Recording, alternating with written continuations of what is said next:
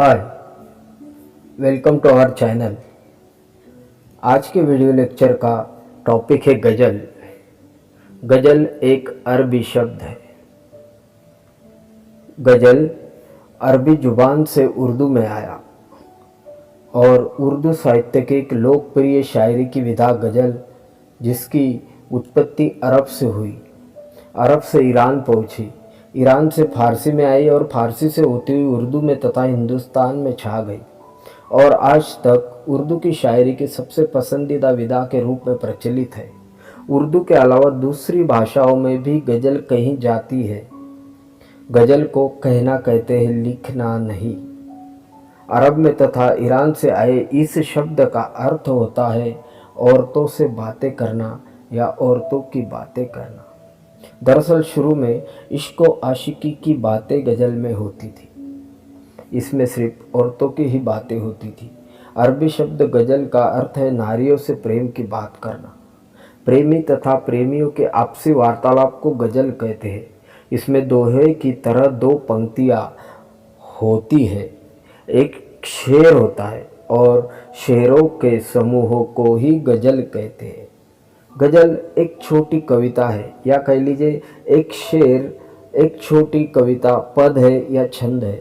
यह प्रेम के साथ समर्पण है। इसमें संयोग की बजाय विवेक पक्ष को ज़्यादा प्रधानता दी जाती है। इसमें शायर की दर्द की भावनाओं को प्रकट करने का अलग जज्बा, अलग अंदाज, मस्ती तथा शायराना अंदाज होता है। शेरों के पदों में, छंदों में एक विशेष वर्ण, मात्रा, लय, गति, यति आदि का विशेष ध्यान रखना होता है। एक गज़ल में कम से कम 5 शेर होते हैं। यह विषम संख्या में होते हैं, जैसे 7, 9, 15। यह शेरों का एक समूह है। इसे अशआर कहते हैं। गज़ल को कहना कहते हैं, लिखना नहीं। दरअसल गज़ल के कुछ महत्वपूर्ण अंग हैं जिनकी हम अभी चर्चा करेंगे, जैसे मतला, मक्ता, मिसरा, रदीफ, काफिया और इसमें बहर, मिसरा, तकल्लुस ऐसे शब्दों का भी उल्लेख बार बार हमें सुनने को मिलता है। मतला, गज़ल के पहले शेर को मतला कहते हैं। मक्ता, गज़ल के अंतिम शेर को मक्ता कहते हैं। मिसरा, शेर की हर एक पंक्ति को मिसरा कहते हैं। रदीफ, शेर में जो शब्द दोहराए जाते हैं, जो रिपीट होते हैं, उन्हें रदीफ कहते हैं। यह मिसरे के अंत में आते हैं। काफिया, गज़ल के शेरों में रदीफ से पहले आने वाले शब्दों को काफिया कहते हैं। कव्वाफी भी कहते हैं इन्हें। काफिया का अनेक वचन कव्वाफी होता है। अब इसमें आज़ाद ख्याल आता है, जो शायर का मुख्य विषय, शायर के विचार जो स्वतंत्र होते हैं, परंतु उनकी भी एक सीमा होती है। इसमें लय, बहर, हर शेर की बहर एक होनी जरूरी है। मिसरे का वजन एक, हर मिसरे का वजन बराबर होना चाहिए।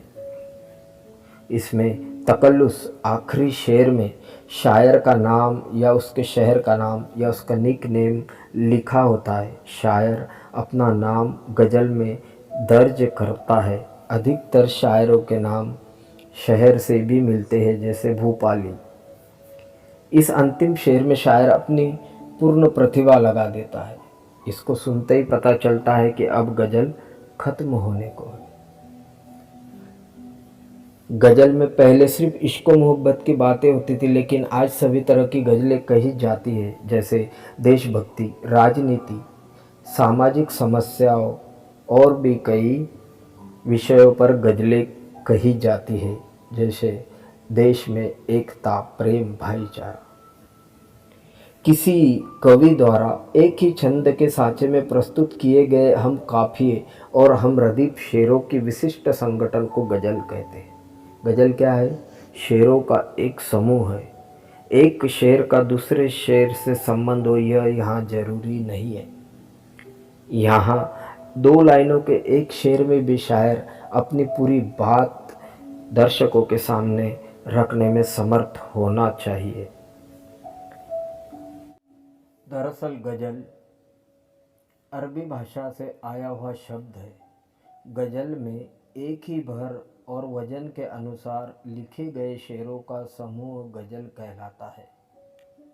शेर को मतला कहते हैं। गज़ल के अंतिम शेर को मक्ता कहते हैं। मक्ता में सामान्यतः शायर अपना नाम रखता है। हमने अभी अभी देखा। आमतौर पर गज़लों में शेरों की विषम संख्या होती है। ये शेर एक दूसरे से स्वतंत्र होते हैं। अब हम गज़ल के प्रकार देखेंगे। गज़ल के प्रकार दो आधार पर किए गए हैं। एक तो तुकांतता के आधार पर, दूसरा भाव के आधार पर। तुकांत गज़ल में कुछ शब्दों को, तुकांत शब्दों को तुक लगाने के लिए प्रयोग किया जाता है। उनके आधार पर दो प्रकार है, मुअद्दस गज़ल तथा मुकफ़्फ़ा गज़ल। मुअद्दस गज़ल वो होती है जिसमें रदीफ और काफिया दोनों का मिश्रण होता है, दोनों का होना जरूरी होता है। तुकांतता के आधार पर मुकफ़्फ़ा गज़ल जिसमें काफिया का प्रयोग किया जाता है, इसमें रदीफ की आवश्यकता नहीं होती है। रदीफ बार बार दोहराने वाले शब्दों को कहते हैं। भाव के आधार पर जो अर्थ देते हैं, मुसलसल गज़ल तथा गैर मुसलसल गज़ल। मुसलसल गज़ल वो होती है जिसके शेर एक दूसरे से जुड़े होते हैं, जिनकी कड़ी होती है। प्रबंध काव्य की तरह वह एक दूसरे से जुड़कर अर्थ प्रदान करते हैं। और गैर मुसलसल में प्रत्येक शेर स्वतंत्र होता है, अलग अलग